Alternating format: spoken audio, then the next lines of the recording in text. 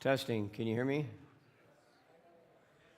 Okay, I'm going to get started, and Stephen, in the interim, you can work and eventually get the, hopefully get the PowerPoint slides up there.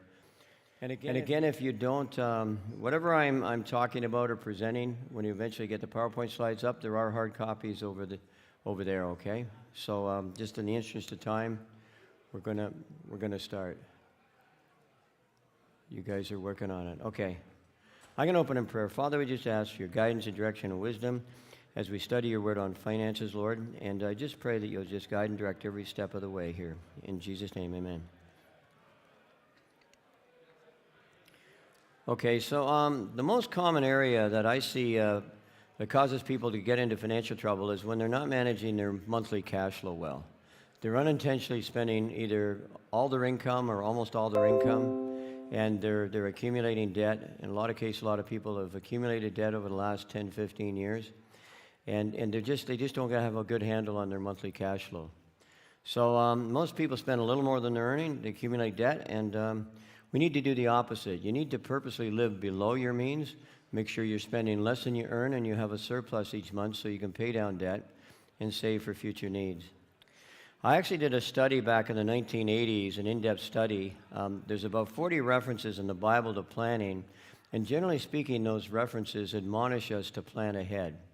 We're almost always, the plans of the diligent lead to profit as surely as haste leads to poverty. A lot of people make hasty decisions, especially on purchases. They see something, it's on sale, they think it's a great deal, so they go ahead and they buy it thinking, hey, I saved some money. But if you couldn't afford it, you shouldn't have bought it in the first place. Remember, the best deal is not a 50% off, it's 100% off. You don't buy it. In this session, I'm going to provide 3 examples of typical budgets that are quite common and some recommendations on what you can do in your situation if your situation may fall into one of these 3 examples. Oh, good. We're back on the screen. Further, as usual, the names have been selected at random. I'm going to give you an overview of the 3 initial budgets, 3 different types of budgets we typically see. The first one I call it's an initial budget. Bill and Barb, his name's chosen out of a hat, of course. This is where individuals they do their first budget and they don't factor in their non-monthly expenses and some of their smaller expenses. They just put down their bigger ones and they think they actually have a surplus, but they don't. They have a deficit.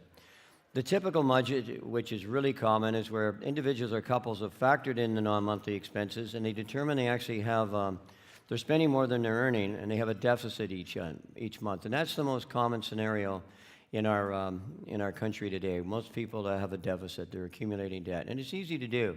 Lines of credit, credit cards, all that kind of stuff. And especially, although real estate's dropped significantly in this city, I understand about 20% in the last 9 months, before that, since I guess about 1995, and actually after the recession of 08, 09, since 2010, it's gone up a lot. And a lot of people, the equity in their homes increased substantially, and many people are using the equity in their home to get personal lines of credit in order to finance a lifestyle they really cannot afford. And that's what allows people to accumulate debt. When someone's owned a house for 20, 25 years, they should be mortgage-free. They really should be. But most of the people in our country are not, and they just don't see paying off their mortgage as being a priority. But they can now see the importance of paying off their mortgage when their mortgage payment goes up 20, 30, 40, some as much as 50%, because the interest rates have gone up so much in the last 9 months. And then I'm going to give an example of a budget where significant downsizing is necessary. They've got themselves into so much debt that they have to sell their home and find something else. So what I'm going to do is I'm going to switch over to Excel now. So I have to sit down to demonstrate this. And I'm going to get your comments in a minute on some of these budgets. I'm just going to first demonstrate. This is a couple, Bill and Barb. They sat down, they did their initial thing on their budget. You'll see their income's about $5,000 a month after tax, or $4,000 a month after tax in there. They used to tithe, but they don't tithe anymore because as the debt went up, the giving goes down. It happens every time. They got 2 car loan payments. They got a bigger mortgage than what they should have, so the debt goes up, the giving goes down. They got a mortgage payment. They got different types of expenses. But if you look at their their schedule. They're first showing on this first draft of their budget, they're showing a surplus, and they think, hey, we're in great shape. Well, no, you're not. There's a number of things you've missed. The property taxes. Now, because a lot of people pay property taxes once a quarter, so that's a non-monthly expenses. It needs to be factored on Form 3 of the budgeting system, which I'm going to show in a minute. Other things like house maintenance, they got nothing in there. Well, you need to factor something in for that and be setting it aside in a savings account. The same with house insurance. That may come up once a year. Insurance on the car may come up once a year. You got to save for that. Same with maintenance. All kinds of things that you need to set aside money for on a monthly basis. Vacation. They have nothing set aside on a monthly basis to save for vacation. So what happens when they go on vacation? It goes on the credit cards, and they're in debt. So their first crack at a budget, they show a surplus, which is simply wrong. The second time, when they actually factor in their non-monthly expenses, they actually have a deficit. And you can see it here. It's about $383 a month. And then they factored in, things like the property taxes. We picked that up as an estimate. The maintenance on the house, the insurance on the car, and the maintenance there. And they also set aside some money for a vacation. And the bottom line is, once they factor in their non-monthly expenses, and I'll explain this in more detail in a minute, they actually have a deficit, and this explains why they've been accumulating debt rather than accumulating savings and paying down debt. And if this was their first run based upon, let's say, their figures in 2021, this number is likely a lot bigger today because of the increase in interest rates. Their mortgage has gone up by 30%. So, for this couple, that'd be another $300 a month. Food's costing more, almost everything's costing more. So let me go to the next one, and I'm going to get your input on this one. This is what we call a typical budget, okay? This is, and I'm going to show you all the forms of the Copland budgeting system. By the way, this can be downloaded for free from our website, coplandfinancialministries.org. And there's a 30-minute video there that explains how to use it. So, first of all, here's a situation with this particular typical budget of an individual or a couple. They got $1,000 in their checking account. They have investments of $10,000. That could be in a tax-free savings account. They got a personal residence that's worth $500,000. Now, if yours is worth more or less, don't let that bother you. It's probably worth more because real estate, seems every time I update these things, the price of real estate's gone up, and now it's coming back down again. So they got some money in their retirement account for the husband and the wife, $20,000. Now here's where you tell a story. Most people don't want to face the reality of their financial situation, and so they basically they ignore it. He's got credit card debt. She's got credit card debt. They're not communicating. They don't know how much they are. Next time they go to get their remortgage renewed, there's big surprises because the banker does his credit check, and he notices that one spouse has $7,000. I just had a recent case, $7,000 owed on a credit card. The other spouse didn't know about it. How do you think that affected their relationship? Phenomenal stress. You can't run up debt on a credit card without your spouse knowing. You should have a joint credit card and a joint bank account. You need to work together as a team if you're married. But you got to list out all your debts. Face reality. And if you're single, this still applies to you. List out all your debts. And so this couple, they listed them out. Finally, they hadn't listed it before. They got $15,000 in credit card debt. They got $30,000 in personal loans, personal line of credit of $50,000, and a mortgage of $250,000. Again, remember, let's keep in mind, they bought this house 20 years ago for, let's say, $200,000. It's worth $500,000 today. And guess what? Their mortgage and their line of credit and their indebtedness is greater than the value of the house. That's so common. We see that so often. But you can already see, I can tell just by getting them to list their debts, they've likely been spending more than they've been earning for at least 5 years, maybe 10 or 15. Why can I say that? Because they've accumulated these debts. They got debt on their home that's greater than what they paid for it. It should be paid for by now.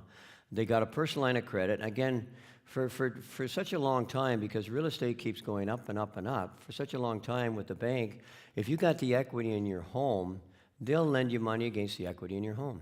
Now, if that ends up causing stress between you and your spouse or gives you sleepless nights or health issues, they don't care. As long as they got the equity in the home, and if you don't pay, they can evict you from your home and do a power sale or foreclosure. They can get their money out. They don't really care. So I can tell that this couple's been spending more than they're making for quite some time, and that's going to show up on form number 5. Now, just the first question I'm going to ask. They have some investments in a tax-free savings account, $10,000. What do you think they should do with that? Just leave it as is, or do you think there's anything they should do with that? Raise your hand when you got an answer, and Dan or Eli will bring pay off your debt. Which one? Much as you can. Anyone in particular? The expensive one. That's right. Pay off the credit card. A lot of people they think, well, no, my investments in my tax-free savings, it's been doing great and it's tax-free and that kind of stuff. Now, it hasn't been doing very great this year. We all know that. The equity markets are down 25% on the year.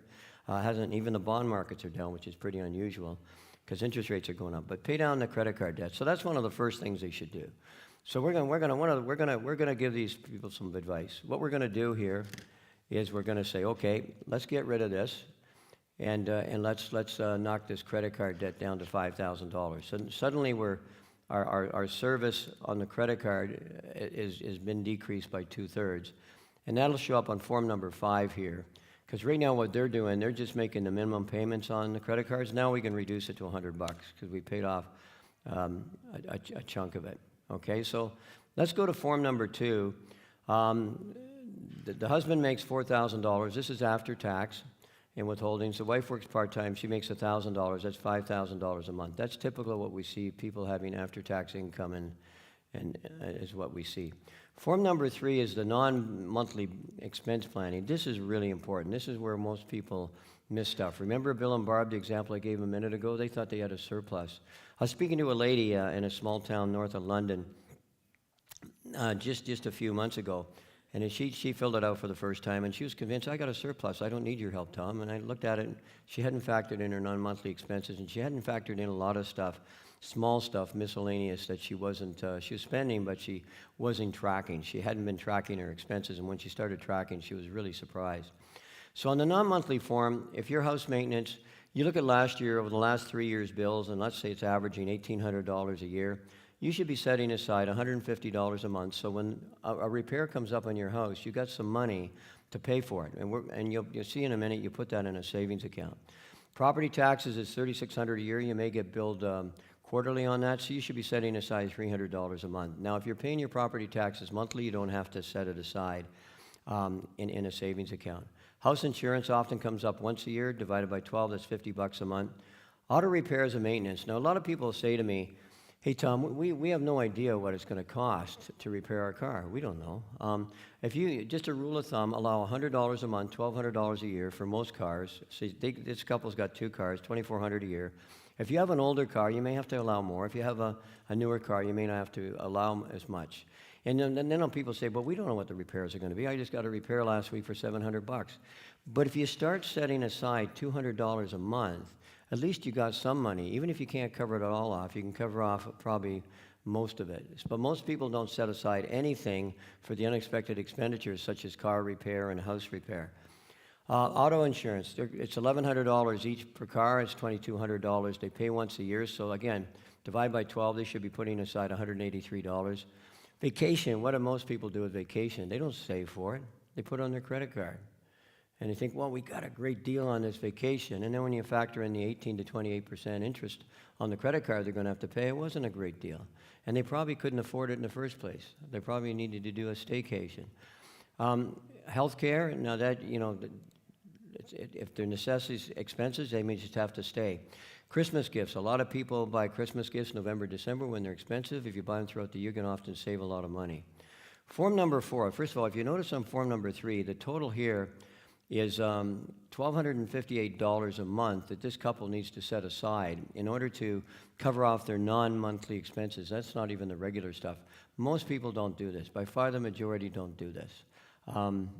So form number 4 is your savings account allocation. And if you look at the 1258, the numbers that we picked up here over here on form number 3, 150, 300, they automatically go over under the Excel formula onto form number 4. And by the way, the price is right for this. It's free. You just download it. It's Excel-based. You can actually modify it. There's no password. So you can adjust it if you want. So it's totally flexible. But you can see these amounts are here. So let's say they've spent some money and they put some money out on house maintenance. They put some on auto repairs. That's the reason for the negative. And here's what will happen often. They got $1,000 left in the month. And so they're thinking of buying something. So the wife says to the husband, I think we can afford to buy that. We got $1,000 a month. We got $1,000 in our savings account. Well, no, you can't afford to buy it because in terms of these non-monthly expenses, the full $1,000 has been accounted for. So you can't afford to buy it because that's already designated funds for those future expenses that are going to come up. If you don't do that, then when your property tax bill comes up or your house insurance, the auto repair, you're going to, again, be forced to put it on your credit card or your line of credit. Form number 5 is a key form. It gives the overview. This couple's given $200 a month. They used to give $500, but they can't anymore because they ran up the debt and they got all these debts they got to pay. Their mortgage payment's $1,100. Property taxes is $300. That came from form number 3. It's anything calculated on form 3 with the non-monthly expenses automatically comes across to form 5. The hydro bill is $250 a month. The gas is $200, etc. Again, maintenance on the house, remember that was $1,800 for the year divided by 12. It was $150 on form number 3. It's come across here. So that's the total for their house. Their food bill is $700. Gas and oil is running them about $400 a month. Now notice they're not saving for their auto replacement, which they need to get there, but you'll see why in a minute they're not saving because they got a big monthly deficit. And so now the credit cards, I've already adjusted this, but before I made that adjustment, we were at $300. So you look at this couple originally had a deficit of $800 per month. That's $10,000 per year. That's really common. Really common. And it's not until people actually track their expenses on form number 6 where you just, this is a simple form, you just put down in a different category what you spend each day. You can keep track of it by using a debit card or issuing checks or whatever. Certainly if you're going to do some money with cash, you can do the smaller amounts. I do see lots of people, even myself, I take a certain amount out of the bank every week in miscellaneous for cash which I use on groceries and miscellaneous stuff. One of the nice things about budgeting with cash, when you run out of money in your wallet or your purse, you know you can't spend anymore. With a credit card, you can run up big amounts, and as soon as you get to your limit, what do? They raise it even further. Want to get you further into debt. Listen, if you and I could make 18 to 28% on our retirement funds, we'd be able to retire real early. That's why banks will take so much risk in terms of giving out credit cards so freely. So let's go back to form number 5. Form number 5, we're going down here. They got gas and oil. They got insurance. Again, this insurance, remember, that was $2,100 a year. That came from form number 3.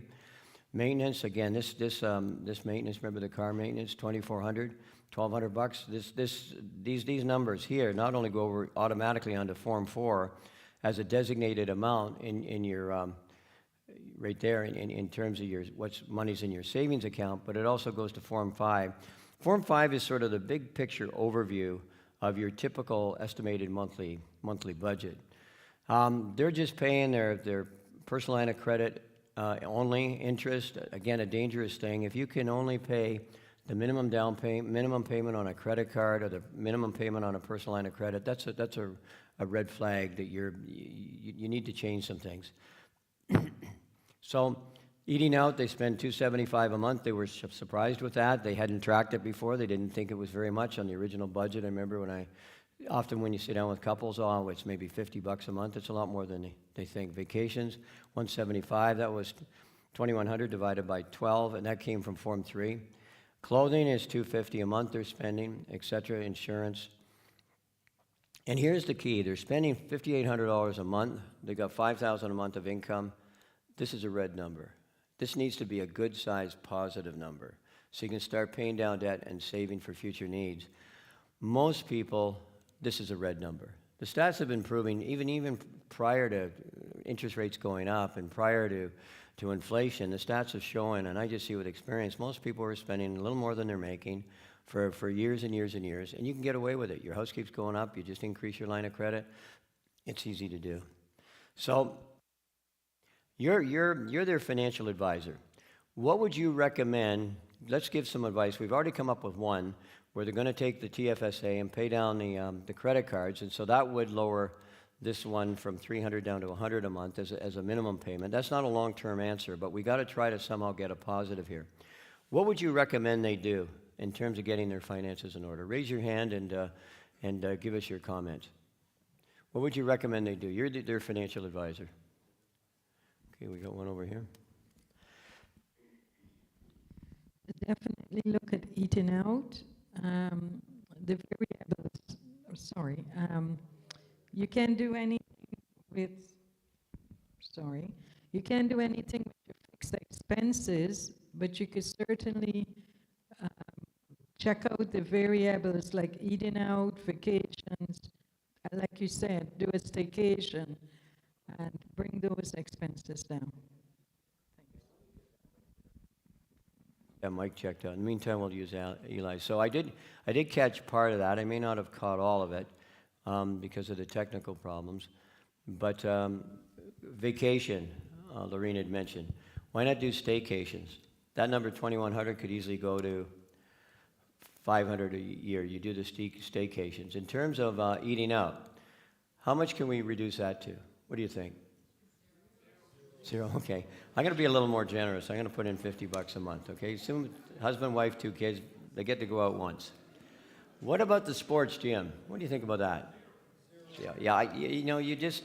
You can work out at home, get a pair of track shoes, you probably got some. Walking is great for you. Get an exercise ball. Go ahead. I don't think they should spend $250 on clothing every month. Okay. I agree.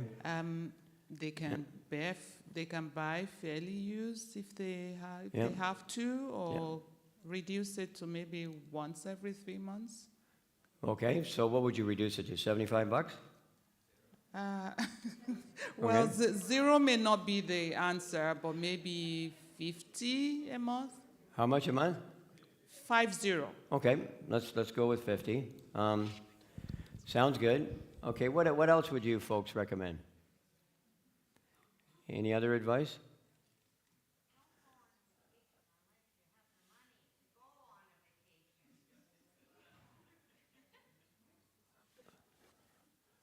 There's one over here.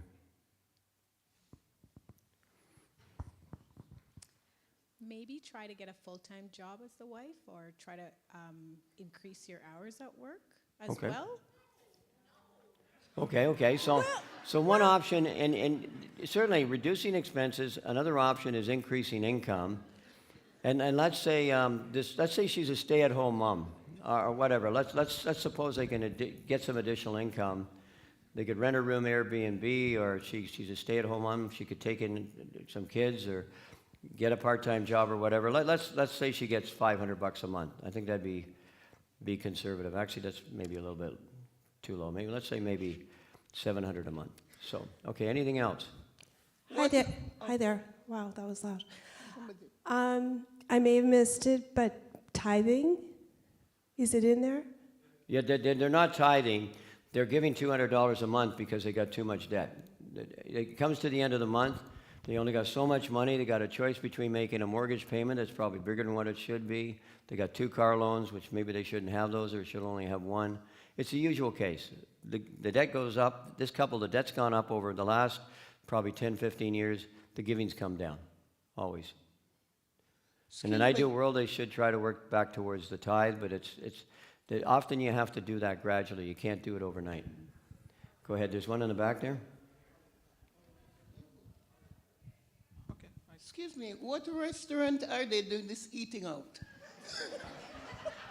So I missed that. What restaurant are they doing this eating out at $50? Anyhow. Okay, let's look at some of the other expenses. Let's go back to some of the non-monthly expenses, for example. Let's say house maintenance. Go ahead, make it quick. Yeah.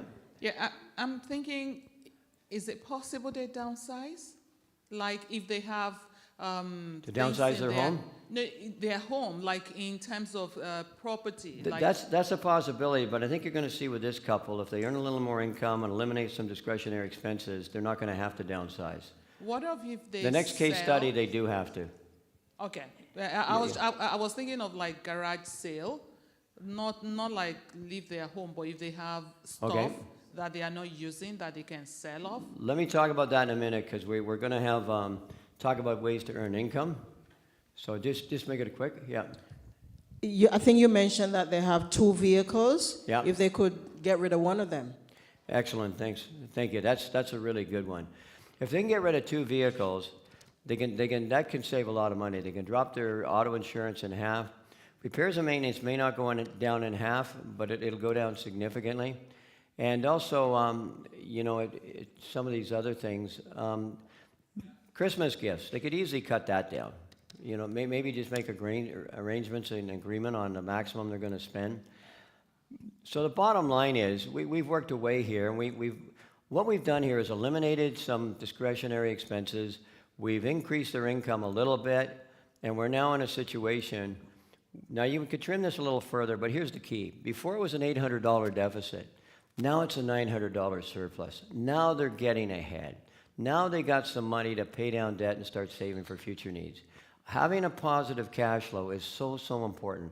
Most people have a negative cash flow, or they're just living paycheck to paycheck, they're break even. And if you're living just breaking even each month, in due course you're going to be in the negative category when the unexpected expenditures come along, whether it be a house repair, a car repair, a dental bill, whatever. So that's this one here. Let me go to the next one, which I'm going to look at real quickly. It's a budget where they must downsize their home. In this case, the couple has a much bigger home. They got a much bigger. They got a bigger mortgage, and I'm just going to give you the high-level overview because there's lots I got to present. They got the same level of income. Their monthly expenses are actually higher because of the bigger house. And when you look at it, they now have a deficit of $2,100 a month deficit. And I've pushed the numbers on this many ways about eliminating discretionary expenses. They got no choice. They have to downsize their home. When it gets that big, they got to downsize their home. Maybe sell their house and move into a townhouse condo or maybe an apartment condo. So let me go back to my PowerPoint slides because I've got a fair bit more that I want to cover here, but I do appreciate your comments. Here's some real life case studies I want to give you, because through these case studies, these are all real life stories. The names have been selected at random. Through these case studies, I think you can use it to just help you get some ideas on what you can do to help your financial situation. Okay, Sheila and Betty are good friends. They are both single moms. They barely have enough money to pay for necessities. Their largest single expense is rent for their individual apartments. After attending one of our seminars, they learned they could both benefit significantly if they had shared accommodations, so they worked out a budget of what they could afford with respect to the rental accommodation and determined they could actually rent a small house together. It's now several years later, and it's worked out really well.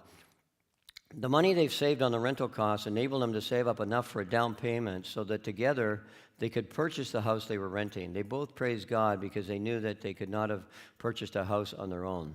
So, question, what biblical principles have Sheila and Betty followed? Can you think of some scriptures they followed?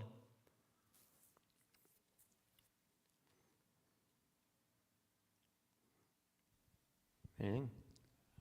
Maybe counting the cost and planning ahead from, Yep. I think, Luke 14. Yep, excellent. That's a good one, yep. They actually planned ahead, and they planned the cost. They figured we can rent a house together, and then eventually they bought it. Well, they did a budget. That's good. Good answers. Here's what I had. They planned ahead. Proverbs 21:5 is also another one you could use. The plans of the diligent lead to advantage as surely as haste leads to poverty. They obtained some biblical counsel. Proverbs 15:22 says, a wise man seeks many counselors, with too few counselors plans go astray. They did that by attending one of our seminars, getting the idea of shared accommodation. As you recall, I talked quite a bit about that last week, and I gave a 14-item checklist on things you should consider before entering into shared accommodation, but it can really help you financially if you get the right housemate. They followed up, James 1:22, they prayed and followed a budget, Eli made reference to, and they worked together as a team. Two are better than one because of a good return for their labor. If either of them falls down, one can help the other up. But pity anyone who falls and has no one to help them up. Though one is overpowered, two can defend themselves. A cord of three strands is not quickly broken. Working together as a team can help people on finances. It can be two single women, two single men. It can be, I've seen it work with two couples, where, if the place is big enough and it can work. Stay-at-home mom. Bill and Leslie are married. Leslie's a stay-at-home mom looking after 3 kids. Unfortunately, they're currently running into some financial problems because their mortgage payment increased by 30%, and they've also got the increased cost of living. They're both very frugal as to how they spend money, so clearly they need more income to cover off these additional costs. So what are some ideas for Bill and Leslie to get their finances in order? What can they do to increase their income? There's one up here. Eli? It's on this side, yeah. What can they do? Some ideas to increase their income, then we're going to talk more about it generally. Raise your hand high. I'm going to get raked through the coals again, but I'm going to say it. If you are a great cook, you can make meals and provide it to students for like a lower cost, and it would be home cooked and it would be nutritional, and you could make some extra bucks from that. Yep, excellent idea. I know a lady I just counseled recently. She's a tremendous baker, and now she's baking. And now that the word spread out in her church there in Bradford, business is booming. She does a much better product at a less price than the bakeries. So, any other ideas for a single home mom? A mom staying at home with 3 kids. There's one way over there. Watch the time here. What about a home daycare? She can take on a few other kids and make some money. Yeah, I think that's an excellent idea, and that's one of the ones I had. Child mining, I think they call it, like provide daycare. If she can take on 1 or 2 or 3 other kids, she can be on the receiving end of childcare instead of the paying end. And as you folks know, paying for childcare is very expensive today. It's a lot of money. So she can be on the receiving end. She's already looking after 3. What's another couple, right? Now, I'm not trying to demean it, but now the ladies are probably going to lecture me afterwards. But still, it's just a practical thing. It's a way for her to see. On the other hand, if she goes and decides to get a full-time job, she's going to have to pay for 3 kids for childcare. That's a lot of money. She's going to have to be a real high-income earner. Plus, her auto expenses going up, her clothing expenses going up. So it's just a way. This kind of additional income would help them. Now we're going to talk more about increasing income. Case study 3: a couple who rents out their basement apartment. This is a real life story, and I've seen it actually several times. Joe and Sarah are married. They're now empty nesters as both their kids have moved away from home. They followed biblical principles for the last 15 years, and they're totally debt-free, including no mortgage. When their son was a teenager, he lived in the basement fairly independently, which had a kitchen, bathroom, and all the essentials. They were thinking of downsizing their home, but after considerable prayer and asking the Lord for his wisdom and his direction, God answered that prayer and revealed to them what they should do.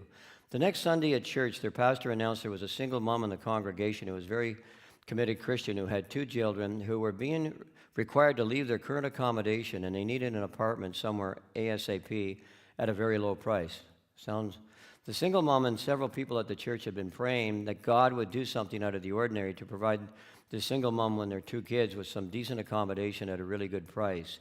God answered 2 prayers at once. God directed Joe and Sarah to rent the basement of their house at whatever the single mom could afford, which was way, way less than fair market value. But nevertheless, God moved in the hearts of Joe and Sarah, and they agreed to accept the modest rental payment. The single mom was blessed as she and her 2 kids had a decent place to live that they could not afford, and Joe and Sarah experienced the joy of giving, 2 Corinthians chapter 9. What's the first thing that impresses you about Joe and Sarah as Christians?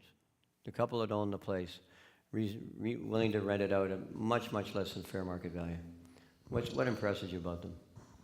It appears that they were following biblical principles about finances, and they had probably paid off their mortgage and had no debt. Yep. So they were able to accommodate this single mom and her 2 kids. Excellent point. Most people are up to their eyeballs in debt. They got a mortgage payment. They got car loans. They don't have an option. They're a servant to the lender. They don't have, even though they may have the heart and the desire, they don't have an option. They got to pay their mortgage, so they got to charge fair market value rent. Excellent point. Certainly, that's an excellent point. I'm going to go, and that's the first thing that I had. They got that flexibility. They've been doing it for a long time. Question 2: what do you think about Joe and Sarah renting the basement to the single mom and her kids at an incredibly low rate, significantly less than fair market value? Does God notice this kind of thing? Sure does. What do you think the long-term implications will be? I think of what Jesus said, do not build up treasures on earth where moth and rust destroy and where thieves break in and steal, but build up treasures in heaven where moth and rust do not destroy and thieves do not break in and steal. For where your treasure is, there your heart will be also. Matthew 6:19-21. This couple is building up treasures in heaven by helping a sister in the Lord in this way. And again, I bet you 90% of Christians, even if they wanted to do it, they couldn't do it. They got too much debt. It's commendable, it's biblical, and it's just a way to minister to this single mom. Also, Matthew 19:29, whoever has left houses, in this case they're giving up part of their house in a sense, or fields for my sake, will receive 100 times as much and inherit eternal life. Do you know when we invest in God's kingdom, the return on investment, is it 20, 30%, 40%? No. It's 100 times. Do you know what that translates into? Eli's an investment expert. It's 10,000%. 10,000% of rewards. For how long? For 10 years when we get to heaven? For 1,000 years? 1,000,000 years? 1,000,000,000 years? No, it's forever. It never stops. And Jesus said, for when the Son of Man returns in his Father's glory with his angels, he will reward each person according to what they've done. I'm actually in the process of writing a book now on the management of money impacts eternity.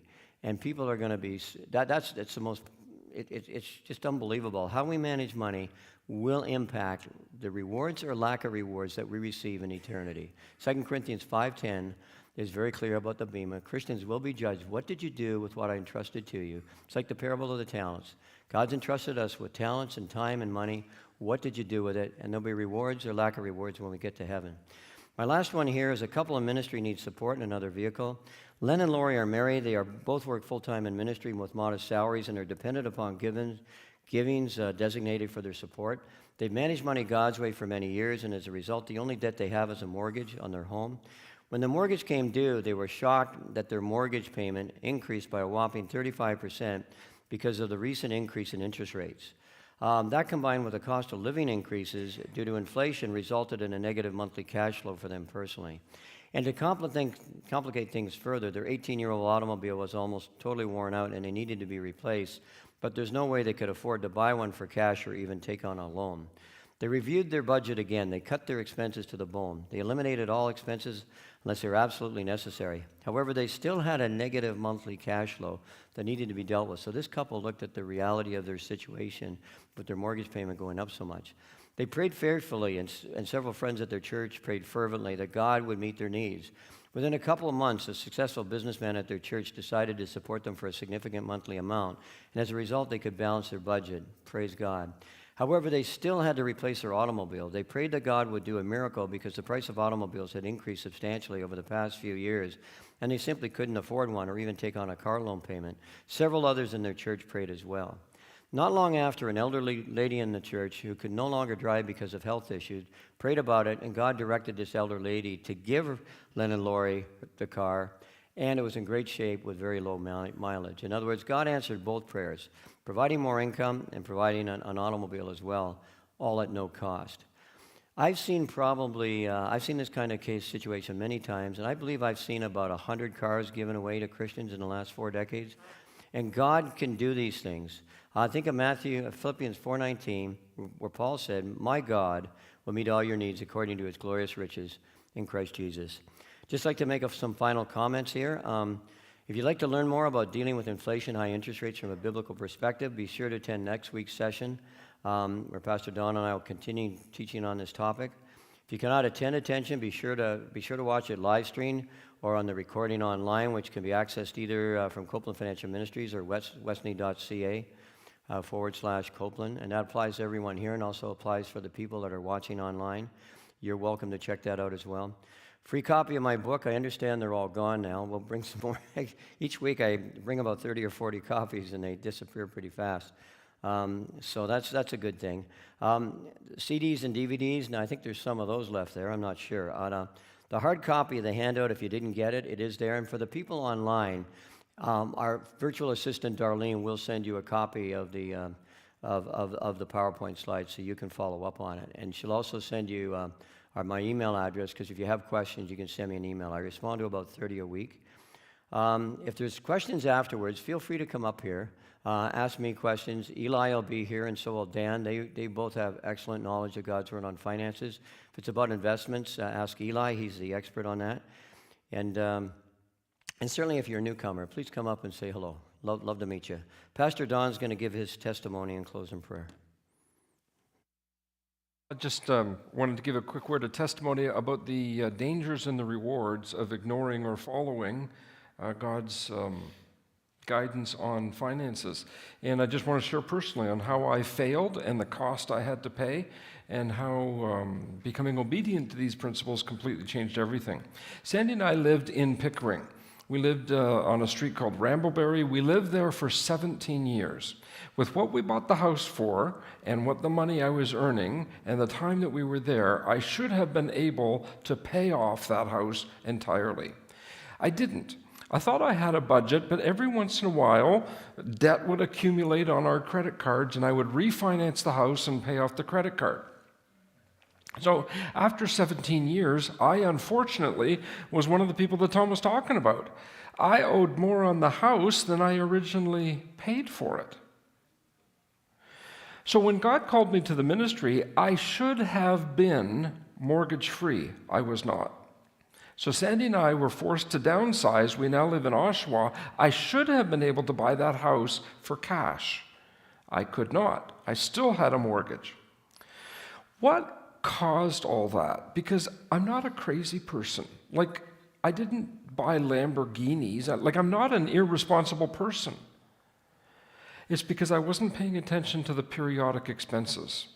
My budget took inflow and outflow and matched them, but it didn't save for auto repairs. It didn't save for vacations. It didn't save for the replacing the roof on my house, which needed to be done, or the windows, which were leaking. It didn't even take into account things that I paid quarterly, like municipal taxes, or yearly, like life insurance. So every month was okay, unless there was a periodic expense in it, in which case that would just go to debt, it would accumulate, and then I would refinance. So I would just encourage you to become obedient to these principles. I'm happy to report that we were in much better shape than we would have been without meeting Tom when we moved into our house that we're currently in Oshawa, and we have been very diligent in living below our means for the past 13 years, the time we've been in that house. And I'm happy to tell you that this coming January will be our last mortgage payment. So I guess what I'm trying to say in my testimony is, it doesn't matter who you are. If you break these principles will break you. High income earner, that's no protection. Low income earner, male, female, Christian, non-Christian. If you break the law will break you. That's the first part of my message. But the second part is, there's hope. You can turn this thing around. That's why you're here right now, so that you can be in a much better place in 10 years. I have never had access to less money than I do right now. And yet I've never had more money than I have right now. And it's because Sandy and I have learned to be content with less, to live below our means and to follow these principles. Tom, you're a blessing. Did you want to say anything? Are we done? No, that's... We are dismissed. We'll see you next week.